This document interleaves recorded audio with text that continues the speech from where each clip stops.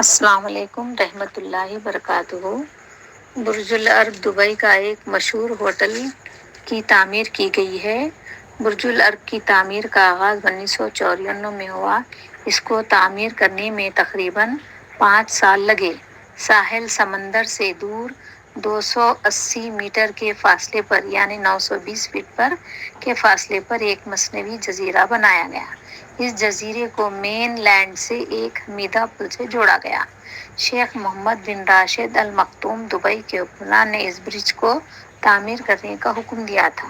ان کا مقصد یہ تھا کہ دبئی کو سیاحت کی صنعت میں ایک اعلیٰ مقام بنانا تھا۔